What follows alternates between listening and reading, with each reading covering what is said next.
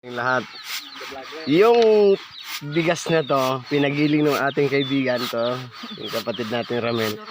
Nasira yung gilingan daw, so maraming palay.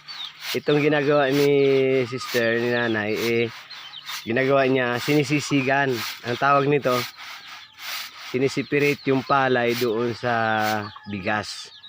So ayan, kita nyo ha. Sa Amerika, iba ang pamamaraan nila. Dito sa bukid, sa ating mga Pilipino, ganito talaga ang pamamaraan. Ayan, itong tawag nito ay sisig. Sa Tagalog, yung sisig ay ulam, baboy. Dito naman sa bukid, yung pagsisisig, sinisiperate yung palay sa bigas. Ayan, oh, may idea na kayo mga guys. Sisig, oh. Yung naiwan, yan na yung laman. Yung palay, ayan. Ayan. So, praise the Lord. Ito muna yung ating update. Update. So, ipapakita ko yung mga gwapo at magagandang nagtago si Marites kasi. Ayan, ito. Ayan. Ito yung aming napakabait na bata, si Bunso. Ayan. Mabait to. Ilan lang naman yung ano niya.